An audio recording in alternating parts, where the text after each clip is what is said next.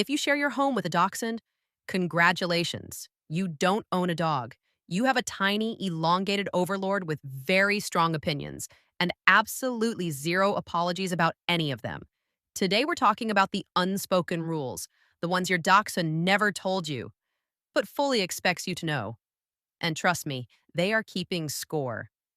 So, whether you've had your dachshund for 10 years or 10 days, buckle up because we are about to expose every single rule they have silently imposed on your household. Let's get into it. Rule 1: the blanket is theirs, all blankets. Let's start with the most sacred law in Dachshund society. The blanket belongs to them. Not some of the blanket, not one blanket on the couch, all the blankets. In the house, including the one you're currently sitting under. The moment you bought that fleece throw, you gifted it to the universe. And the universe is shaped like a sausage dog. They will burrow under it, drag it to a corner, and arrange it in a way that makes no geometric sense, but satisfies something deep in their soul. If you try to take it back, expect a death stare that could curdle milk. And if you somehow succeed in reclaiming your blanket, they will simply find another one. You cannot win this. You were never going to win this. Rule 2: you do not leave without explanation. You are not allowed to put on shoes without consequences. The moment your dachshund sees you lacing up, the courtroom is in session. You will be tried for the crime of potential abandonment. Their eyes follow every movement. Every zip of your jacket is a betrayal. Every reach for your keys is cause for a full emotional breakdown. It doesn't matter if you're leaving for 2 minutes or 2 weeks.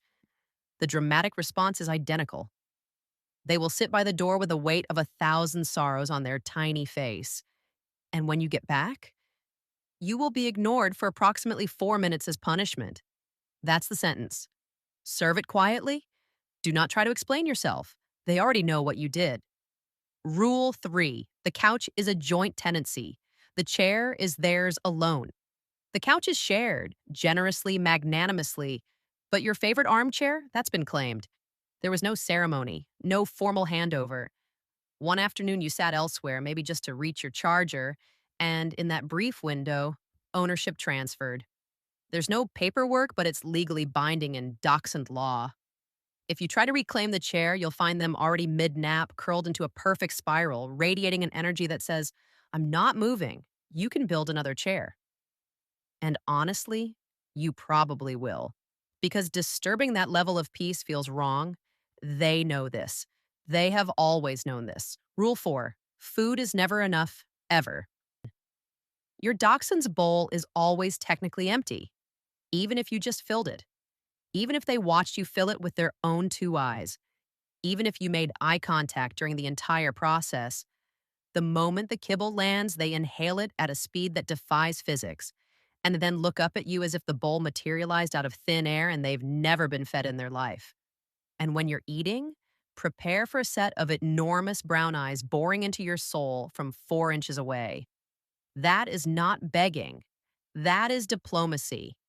Very aggressive, unblinking, morally complex diplomacy. The correct response, according to your dachshund, is to share. The correct response, according to your vet, is not to share. You are caught between two powerful forces. Good luck. Rule 5: rain is a personal insult you arranged. If it is raining outside, you have a problem. Your dachshund will walk to the door full of purpose and energy. You'll think, great, this is going smoothly. You'll open the door. They will look at the rain, then at you, then at the rain again. Then they will turn around and walk back to the couch. Because clearly, this is your fault. You are responsible for the weather.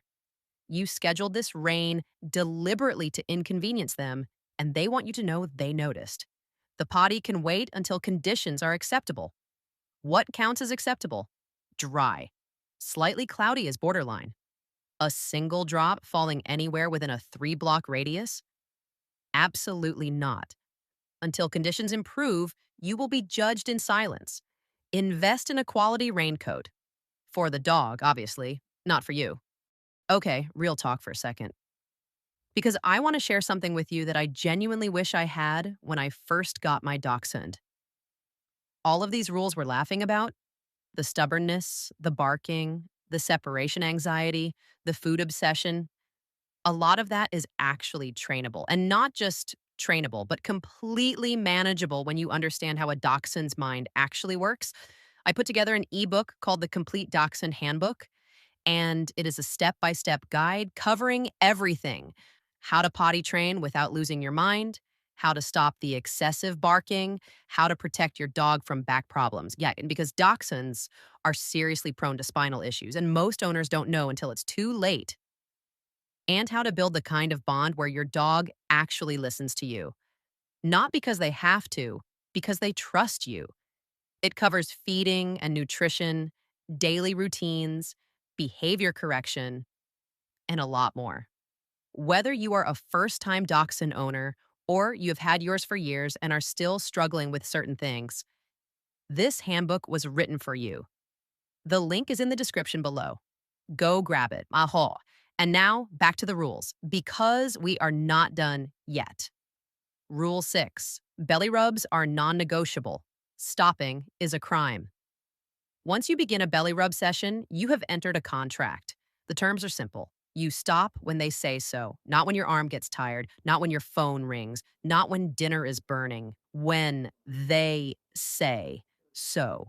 If you stop too soon, before the invisible timer expires, you will receive a paw on your hand. That's the first warning, then a nudge, then a full indignant groan that sounds like a tiny old man waking up from a nap he didn't want interrupted. If you ignore all three warnings, they will flip back upright, stare at you with unbothered disappointment, and leave the room.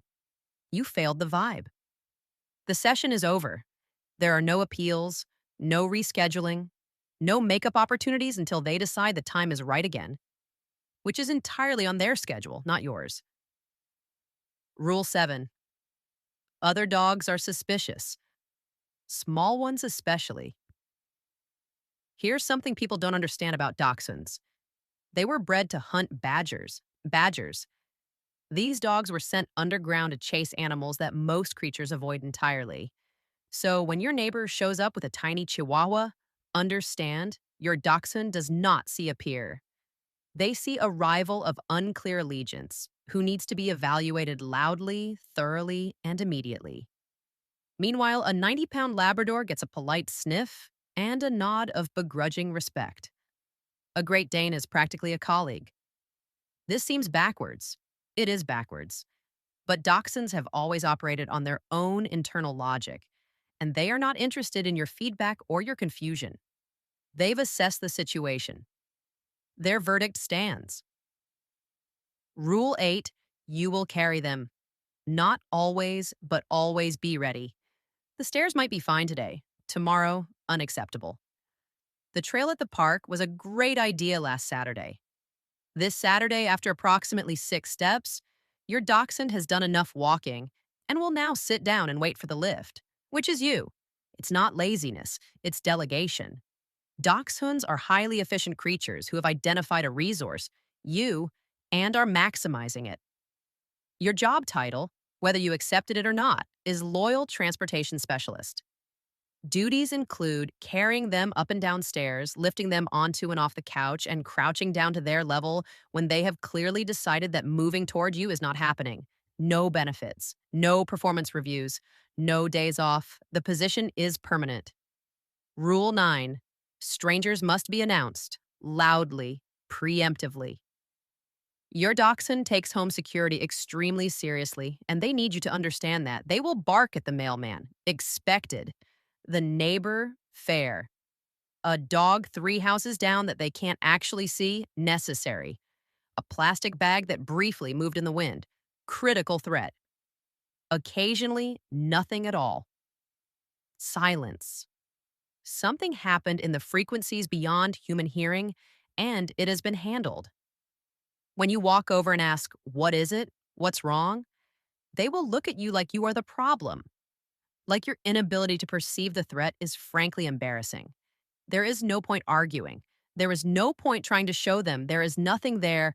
They heard something. The matter is closed. You are welcome for their service. Like this video if your dachshund is currently on your lap watching this and judging both of us. And I'll see you in the next one.